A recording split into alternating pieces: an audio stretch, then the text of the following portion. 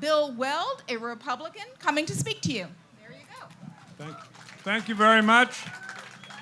Thank you, everybody. I've got 20 minutes. I'm going to speak for 9 or 10 and then have a Q&A from the audience if that's okay with you all. I got to learn more from you than you learn from me.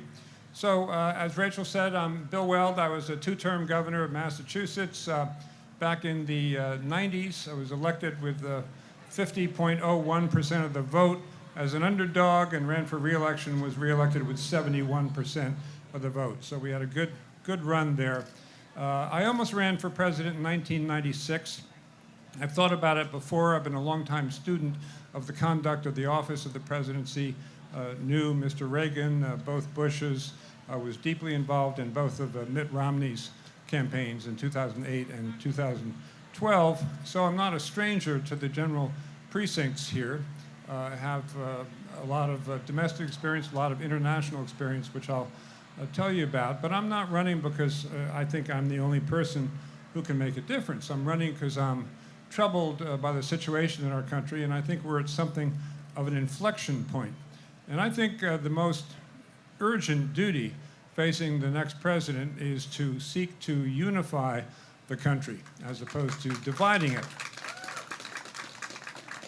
And there's a bunch of things you can do there. One is to do what Ronald Reagan did and the Bushes and certainly Eisenhower, who I don't really remember, but my parents' generation, wanted to make all Americans feel good about being Americans. And that's not what the current administration is doing in Washington, D.C. So part of what's feeding this lack of unity is that Washington is trying to divide the country as opposed to unify it, starting with religion, with the Muslims, going on to race, with the Mexicans being murderers and rapists, and an effort is made to have us be resentful about people from other countries, and even resentful about other groups of Americans, and that's not the way to go. So I think a start in achieving this objective of unifying people is to realize that, in our country today, as a result of a lot of things, the rich are too rich and the poor are too poor. And that's not good for social cohesion. So I do think that an effort has to be made to make the federal income tax burden on the poor less heavy than it is now. It's really not fair. And, I'm not one of those who's saying we're going to give everyone a guaranteed basic income irregardless of whether they're willing to work. That's the Green New Deal. That's on the D side. That's not my cup of tea. In fact, when I was in office, I put in a work requirement for welfare, and the welfare rolls immediately dropped by 60% in the state of Massachusetts. That became the model for the federal law. But I think we need to increase the earned income tax credit for the working poor to make sure that the door to the middle class is not slammed in the face of the working poor. That would, again, be very bad for social cohesion in the United States. And we're all one country, and we should feel that way. We shouldn't spend all our time listening to someone try to persuade us that some brown person is going to come across the southern border, the Mexican border, and take our job, further kindling economic insecurity, or harm our wife or our children. It's just, it's demagoguery of the first order. So I think a move, and may I say on taxes, I never met a tax cut I didn't like. I cut taxes 21 times in my years in Massachusetts and never raised them. And the result was that the business community got the confidence to build the plant next door, to increase employment, to invest in the big piece of plant or equipment, and that helped unemployment. And in my first term, we went from the highest unemployment rate in the industrialized states to the lowest. So that's number one, unification of the country. Number two, I don't think we should seek to divide people by generation. The current policies are really disfavoring millennials and the Gen Xers. They're going to pay the bill for all the excessive things that are being done in Washington. They're going to pay the bill for the $1 trillion a year deficit spending. They're going to pay the bill for the $9 trillion added to the deficit by the president's last budget. Not going to be my generation. It's going to be the millennials, who are now the largest voting bloc. They're also going to reap the whirlwind from any failure to make any effort to reduce the carbon emissions of our country in order to prevent the polar ice cap from melting in the relatively near future. And climate change may be something of a misnomer, because climate does go back and forth, and we had a little ice age as recently as the 1600s, and this plays out in geologic terms. But it's not a misnomer to say that if we make no effort to reduce CO2 emissions between now and 2040, 2050, that polar ice cap is going to melt if we go up 2 degrees Fahrenheit every year. And the result is going to be huge storm surges on our coast, rearrangement of our coastline, a lot of shorefront property that's not shorefront property right now and doesn't want to be, melting of every single mountain glacier around the world, which is the sole source of drinking water for 300 million people. So we have to get more realistic than a one-word platform, hoax. The current incumbent likes having one-word platforms. Wall, hoax. Means he doesn't really have to argue the issues, because he really doesn't want to, because he doesn't have a deep bench, so to speak, in terms of being able to debate on that. So those are a couple of issues that I think will appeal to millennials. Politically, my strategy is to try to get more people voting as opposed to less. No more voter suppression. Instead, get more people in. Get more millennials voting. Get Gen Xers to vote. Get more women voting. And I don't mean just suburban, moderate women. I mean all women. If I were a woman today, I'd be plenty exercised about the statutes that have been passed recently saying, boy, if you're raped, you own it. That's your fault. You got to go bear the child and support that child. I'd like to see a 99-year sentence, not for the doctor who performs an abortion, but for the rapist who doesn't support that child. So other issues that I think we need to pay attention to, obviously the deficit spending, can't have $1 trillion a year, unfair to the millennials.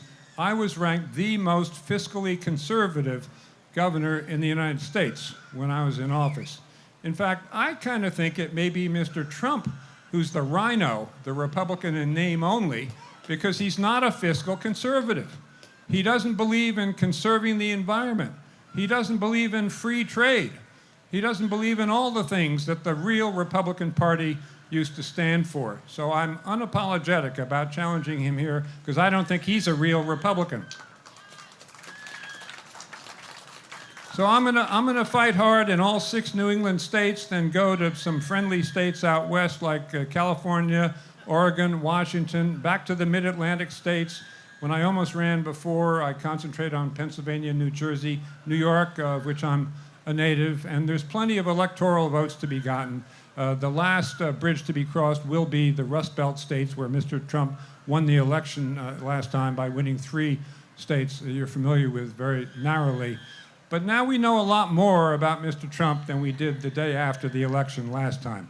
And if this was just early 2017, I wouldn't be standing in front of you saying, I'm challenging Mr. Trump for re-election. I don't think he should be re-elected, because we didn't know enough. Bad as his inaugural address was, it was just one speech. But now it's been backed up by 2 years of action. Steve Bannon, who's his #1 political guy, says if Trump is re-elected, you're going to have 4 years of uninterrupted payback. Payback for what? That just means they're going to continue to lash out at people. And I really can't sit still for that kind of approach to the government of the United States. So that's why I'm running. That's what I'm going to focus on. And I'd love it, since I have to get to know you in order to have traction in Iowa, I'd love it if you would ask me your questions. Sir.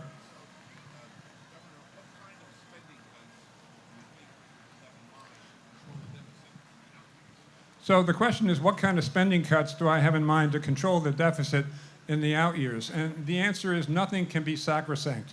Entitlements cannot be sacrosanct. The military cannot be sacrosanct. and doesn't really need to be. On the military, you know, I believe in a robust engagement. I think it's Mr. Trump who's the isolationist. On the other hand, I don't believe in boots on the ground to go into another country every time we see something we don't like there. I think I've made that plain before. In terms of entitlement programs and other cuts, what you have to do is what I did in Massachusetts, which is called zero-based budgeting. You have to assume that every account in the budget starts at zero unless it can prove that it did good work the previous year. In Washington, they assume anything other than last year's appropriation plus 5%, they call it a cut. And what happens is that the Ds want to raise social spending by 5%, and the Rs want to raise military spending by 5%. So they get together and, quote, compromise, close quote, by deciding to raise everything 10%. And the president, this president, is absolutely not only sitting still for that, but he's cheerleading it. And my motto when I was in office and to this day is there is no such thing as government money. There's only taxpayers' money. It's not government money. And believe me when I tell you, those members of Congress and of the administration in Washington, they think it's their money. They don't think it's your money. It's your money. So that will be my approach in cutting the budget. And, you know, I reduced spending in real dollars my first year in office. In other words, cut the absolute dollars. And I was new to state government, so I didn't know there were sacred cows littering the landscape. I didn't even know they were cows. So I was able to do that, and I would bring that to Washington as well. Ma'am. What do you think about the Trump plan to zero out refugee arrivals? Yeah, the question is, what about the Trump plan to zero out the refugee and asylum program? It's just another inhumane example of the inhumanity of the Trump administration. Different countries have different approaches towards asylum. You know, I might not go all the way to France, which has this unbelievable asylum and refugee tradition, but we can do our share and pull our weight. Yes? Thank you for mentioning climate change. Climate change solutions are big in Iowa. Over 40% of our electricity is produced by wind. With 8,000 jobs in the wind industry and 2,000 jobs in the solar industry. What do you think about 100% renewable energy economy? Well, I think we're heading in that direction. We're heading for the electric economy. We're definitely heading for a renewables-fueled economy. I think wind and solar, and in my part of the country, hydro, we want to have all that. The one place where I get off the boat from the Green New Deal in terms of the composition of the elements of the grid is I think we should go back to nuclear. And I'm not talking about huge nuclear plants built on top of a barrier reef, which is what happened in Japan. Talking about smaller plants. I know in upstate New York, the counties there are hungry for small nuclear plants, which are good employers and good neighbors. And you know, people say, why don't they invent something that has zero carbon emissions and can produce almost limitless amounts of energy and power? And the answer is they did invent it a long time ago, and it's called nuclear. But I'm well aware of the primacy of the wind industry in Iowa, and I would be in your corner in making sure that wind is as incentivized as possible in the run-up to 2050. Veterans. Talk about Veterans, veterans. I was sharing with some of you earlier that, you know, when the GIs who fought World War II came home, they had two sets of needs, education and health care. Congress took totally different approaches. In education, they passed the GI Bill, which meant anybody can go to any college they wanted. It was a voucher system, and it worked perfectly. It was probably the most successful domestic political program in history. For health care, Congress went the other way. One size fits all, top down. The government has to control everything. I mean, I'm on the libertarian side of the Republican Party. I want the government to control as little as possible. I want to maximize individual liberties, which includes choice, not just freedom from being enslaved. So my view is that veterans should be able to go anywhere they want for their health care and not have these waiting periods and you know, difficulties in care. Yes, ma'am.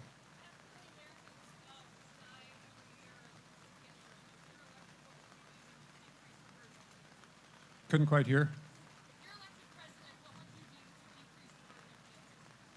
The burden of cancer? Well, one thing I can say that may sound trivial, but the pain that's associated with cancer can be treated with CBD, which is an ingredient of marijuana, but it's not hallucinatory. It's pretty harmless. And you know, it's been legal to study cannabis in Israel for a long time. So they've essentially been running a human trial of 20,000 people for the last 30 years. So we know what it can do and can't do. It's just been illegal to study in the United States because of reefer madness. But it absolutely cuts pain of cancer victims by 90%. And when CBD is introduced with cytotoxins, which are the tumor-killing agents, their efficiency is doubled in cancer victim. And that's not palliative. That's not just addressing the pain caused by cancer, particularly in the elderly. That's curing cancer, killing the tumor cells. Yes? Would you invest in passenger rail since you can't talk about climate change without talking about trains? You put 5,000 people on one train. There's one train a day to Pittsfield, Springfield. What? Come on. No, I'm a rail buff. I've actually been a high-speed rail buff. I went all the way to Japan to the Central Railroad there and rode the maglev train. You don't even know you're moving. You're going 505 kilometers an hour. It's fabulous. It's the wave of the future, but I'm afraid it's awfully expensive in the US. But I ride the commuter rail to work every day. And if you live in the South Shore of Massachusetts, you pretty much have to. But I've long been a rail buff. The only question is expense. But I ran the trains west out to Worcester. You have a problem when it comes to highways. There's 6-laning I-35 over No, I get it. And speaking of trends that are gonna phase out, we are going to an economy of electric vehicles. It's the electric society. If you look at the projections of fuel consumption, even over the next decade, they're projected to go way down. So our highways are going to look very different not so long from now. Electric vehicles and driverless cars. Yes. What do you think happened to the rest of the Republicans like you? So what happened to the rest of the Republicans like me? Yeah, no, you might call them New England Republicans, and we're people who are fiscally conservative. We're worried about taxpayers' money, but socially we're embracing and we're welcoming. And you know, I said I was invited to address the Republican convention in Houston in the early '90s. I was a sitting governor, and I summarized my political philosophy as being, I want the government out of your pocketbook and out of your bedroom. For this, I was booed at the convention, so maybe that was a sign of things to come. But that is what I think. I think there are a lot of them still out there, particularly in New Hampshire. So I have high hopes for that state to launch me past Mr. Trump in an arc. And there are just a lot of people I know, old friends of mine in the Senate in Washington, who are keeping quiet because they think it's not in their political interest to stand up just now. And I'm not rubbing their nose in anything and saying, Louis, how can you? Don't you remember the good old days? Because I don't ask anyone to do anything that's not in their own political interest. But once I get traction, once I get movement, I'll increasingly be making news about where are the other folks here. And as I say, I think if they don't stand up and be counted, they're going to be defeated. Yes, ma'am. On assault weapons, you know, there's 300 million rifles out there in private hands. My stance is not to have a supercharged background check on everybody every time they buy a gun, because I don't think that's where you reach the shooters, the El Paso shooters. I think the red flag laws, co-workers, family members say this person has been making threats, had a list of people he wanted to kill since high school, has violent behavior, is exhibiting neurotic behavior. Yeah, get that person in front of a judge. You do need to have a due process protection for the accused. But I think that would be a giant step towards preventing the mass shootings that we're talking about. And you can do research. You know, 90% of mass shooters grew up in a household without a father. A very good predictor of mass shootings is previous violent behavior. Give the FBI some more money to scout out these instances with the help of people who can talk about it. But I hate to say it, it may disappoint some, but the idea of universal background checks and trenching on someone's right to own a gun owner, and I own a gun, and I've been a gun owner and a hunter my whole life. I wouldn't ban a 5-shot semi-automatic. That's the... Oh, no. That's different. That's getting towards an automatic weapon. It's already the law that you're not allowed to own an automatic weapon unless you're a federally licensed firearms dealer. So that's taken care of. And no, I wouldn't allow them to become freely saleable at all. Thank you so much, everybody. Yep, I see it. Great. And those steps are slippery, so Yeah, no, let's I'm let's- hanging on. Let's make sure we wouldn't want to have a fall. Thank you.